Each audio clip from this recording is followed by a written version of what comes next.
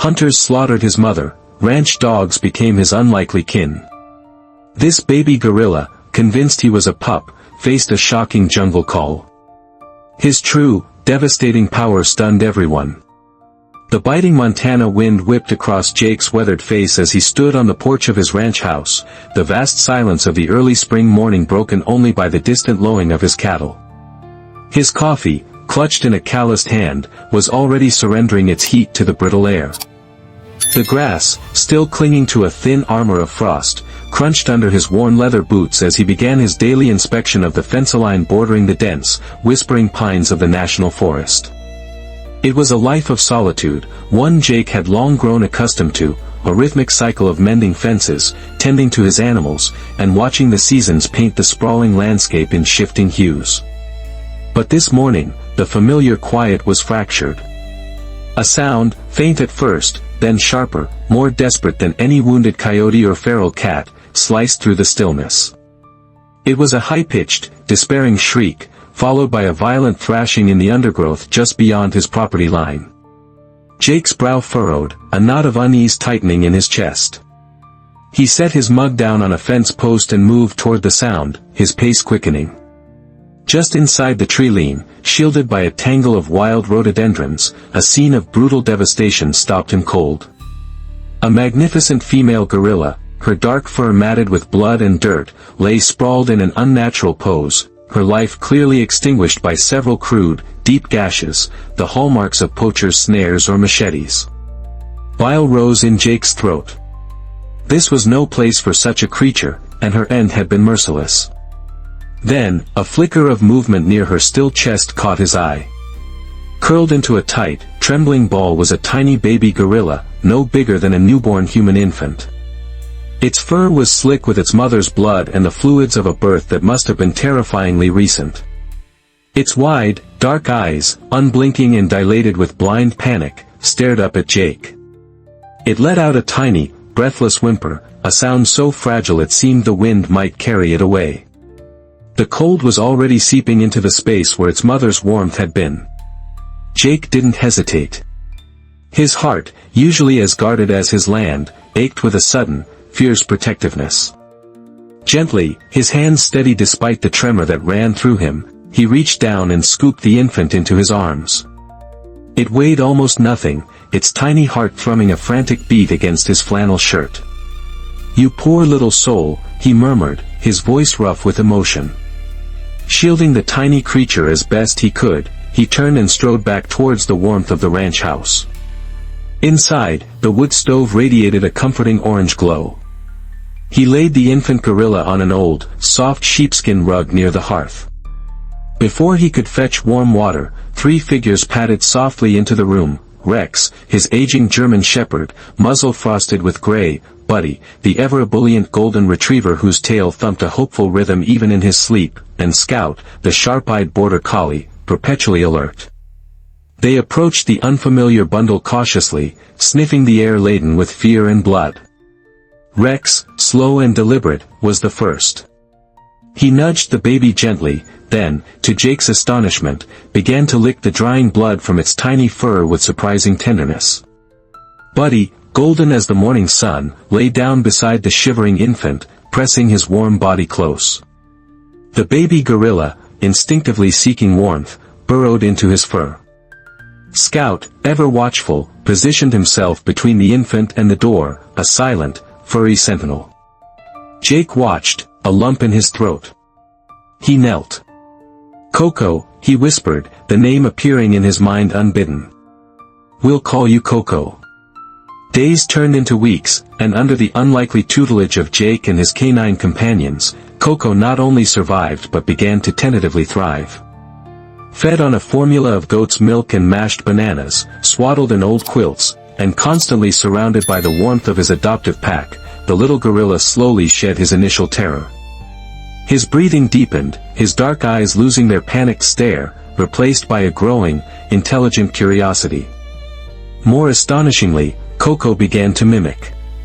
When the mail truck rumbled up the gravel driveway and Rex let out his customary series of low, authoritative barks, Koko, after a moment of intense observation, would respond with a peculiar series of guttural huffs and awkward, rapid pats against his own small chest, a comical, miniature attempt at a gorilla's display, yet clearly intended as a bark. Jake would watch, a smile playing on his lips, half amusement, half a strange sort of wonder. Buddy's favorite game was fetch. He'd chase a chewed-up tennis ball with boundless enthusiasm. Koko, observing with rapt attention, soon tried to join in. He'd knuckle-walk clumsily after the ball, his large hands fumbling as he tried to grasp it, often tumbling head over heels into a bush, only to emerge with leaves his fur, the ball sometimes clutched triumphantly, sometimes forgotten in the excitement of the chase.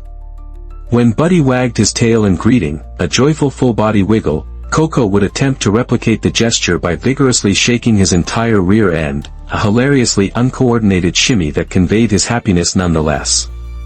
Scout, the agile border collie, would sprint across the fields, herding invisible sheep or chasing wind-blown leaves.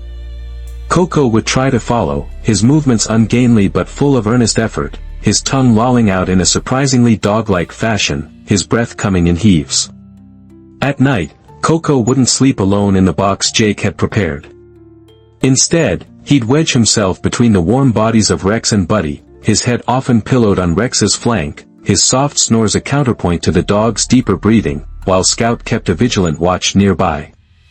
The small town nearby began to buzz with talk of Jake's unusual adoptee. Folks would drive out to the ranch, hoping for a glimpse of the gorilla dog. Children giggled as Koko attempted to sit on command, his posture a lopsided lean, or when he tried to play bow like Buddy, ending up in a gangly sprawl. The mailman, a jovial man named Henderson, started bringing a banana specifically for Koko, laughing as the little gorilla would amble over, sometimes with a dog-like gait, to accept the offering with surprising gentleness. Amidst the novelty, Dr. Sarah Chen, the town's veterinarian, watched with a more analytical eye. Calm, precise, and deeply knowledgeable, she visited Jake's ranch several times to observe Koko.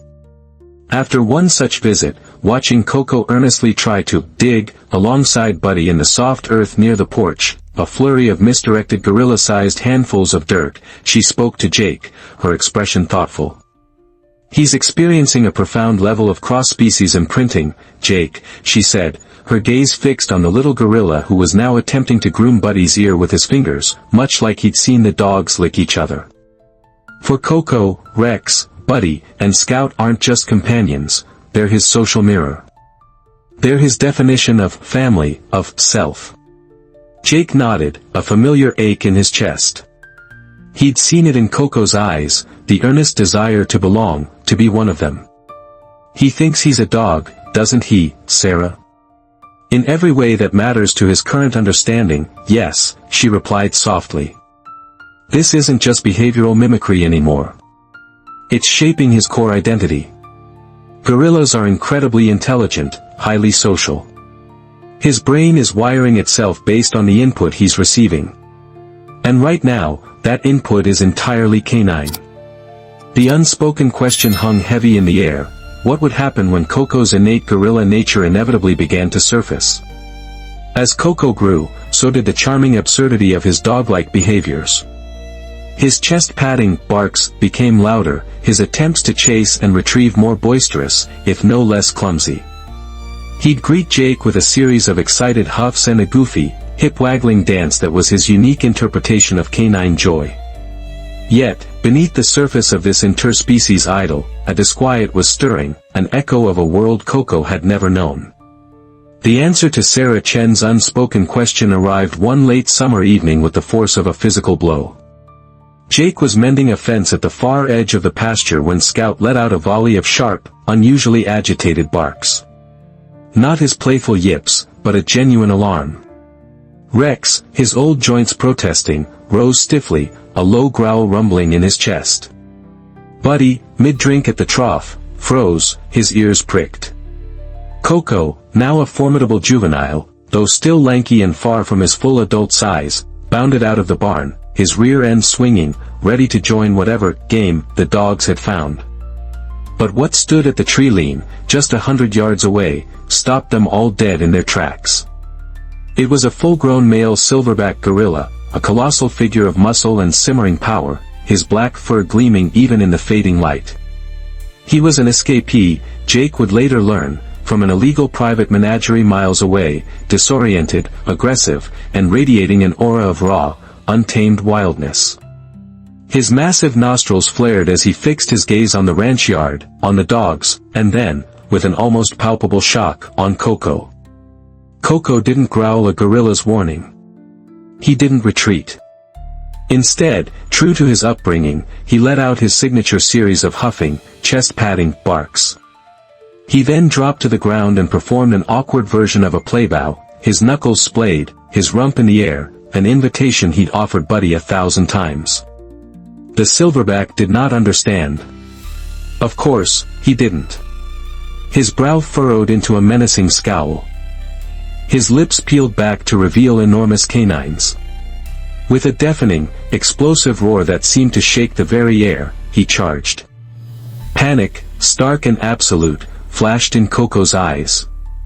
He let out a strangled yelp, a sound eerily close to a terrified puppy's, and scrambled backward, tripping over his own feet. In that instant, old Rex, with a surge of adrenaline that belied his age, moved between Koko and the charging behemoth, barking furiously, teeth bared. Scout, a black and white streak, darted around the silverback's flank, nipping and feinting, while Buddy, despite his fear, positioned himself protectively in front of the cowering Koko, his barks joining the chorus. It was an absurd, terrifying tableau, 3 dogs, hopelessly outmatched, forming a desperate, valiant barrier.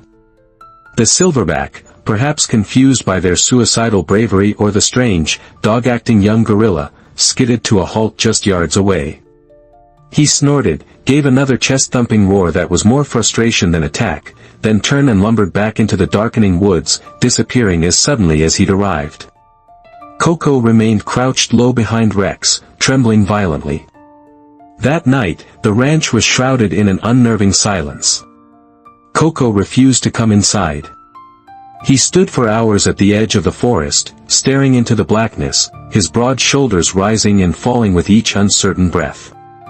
Once, a deep, unfamiliar rumble started in his chest, a true gorilla's growl, but he cut it off abruptly, looking around with wide, guilty eyes as if ashamed of the sound that had escaped him.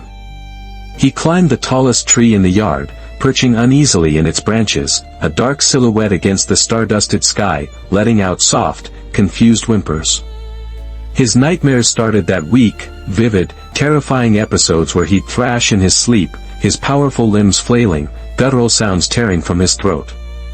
Jake would find him panting, his fur slick with sweat, his eyes wide with a primal terror no one could soothe. The gorilla who thought he was a dog was now walking a razor's edge between the only love he'd ever known and a wild, powerful nature stirring deep within, a nature he couldn't understand and desperately feared. The encounter with the wild silverback left a deep scar on Koko's psyche. He became withdrawn, his playful antics replaced by long periods of brooding silence. He'd often sit by himself, staring at his own large hands as if seeing them for the first time, a look of profound confusion in his intelligent eyes. The joyous, huffing barks were rare now, and when he did attempt to play with the dogs, his efforts were tinged with a new hesitancy, a self-consciousness that hadn't been there before. His nightmares continued, leaving him exhausted and agitated. Dr. Chen, during a visit, observed Koko's distress with growing concern. "The psychic dissonance is becoming overwhelming for him, Jake," she said quietly, watching Koko listlessly push a banana around with his foot. "He's caught between 2 worlds, and without guidance, he's tearing himself apart. He needs to understand what he is, not just what he's been raised to be. He needs a mentor, from his own kind." Jake, his heart heavy, knew she was right. Through Dr. Chen's contacts in the primate rescue community, a solution was found. 2 weeks later, a new presence arrived at the ranch, Bantu, an older male gorilla rescued years ago from a bankrupt roadside zoo. Bantu was a gentle giant, his fur lightly silvered across his broad back, his eyes filled with a calm, weary wisdom. Too institutionalized to ever be released into the wild, he had spent years in a sanctuary, but a recent overcrowding issue had made him available. Koko's first encounter with Bantu was fraught with tension. He approached cautiously, circling the larger, calmer gorilla at a distance, sniffing the air. He let out one of his familiar, dog-like huffing barks, hopeful and uncertain. Bantu didn't respond in kind. Instead, the older gorilla simply lowered his massive head, met Koko's gaze with a steady, unthreatening look, and then slowly, deliberately, turned his back, a gesture of non-aggression in gorilla language. He then sat and began to idly strip leaves from a branch Jake had provided. For days, Koko observed Bantu from a distance. Slowly, tentatively, he began to approach. Bantu never forced an interaction. He simply was, a calm, constant gorilla presence. He demonstrated how to knuckle walk with a more fluid, powerful gait, how to deliver a soft, rumbling chest pat that was a sign of contentment, not aggression. He showed Koko how to forage for edible plants Jake had started cultivating, how to use his powerful jaws to strip bark from safe-to-eat saplings, and how to communicate with a complex repertoire of low grunts, rumbles, and soft hoots. Koko was a quick study, his innate intelligence soaking up Bantu's lessons. He began to mirror the older gorilla's movements, his vocalization started to sound more authentically gorilla-like. Yet, he never abandoned his canine family. At night, he'd still seek out Buddy's warmth, and he'd often engage in gentle wrestling matches with Scout, though his play was now tempered with a newfound awareness of his own strength. The true test of his integrated identity came one crisp autumn afternoon. Scout, ever adventurous, had cornered a large, aggressive raccoon near an old woodpile. The raccoon, feeling trapped, lunged, its sharp claws tearing at Scout's muzzle. The border collie yelped in pain and surprise, pinned and struggling. Jake heard the cry from the barn, but Koko was closer.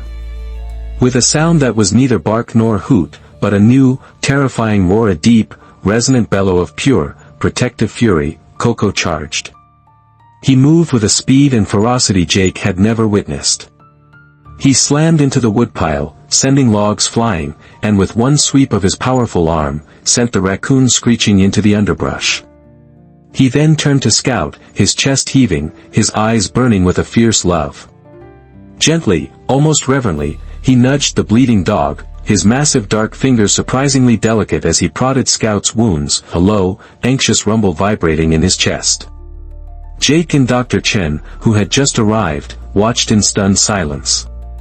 That evening, Koko didn't join Bantu in their shared enclosure. He lay curled around Scout on the porch, his huge body a protective shield, his head resting gently on the dog's back, not moving until the sun rose.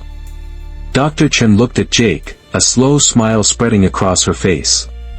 "He's both now, Jake," she whispered. "He's finally, truly, Koko." Koko's dramatic rescue of Scout became a local legend, but for Jake and Sarah Chen, it was a profound affirmation.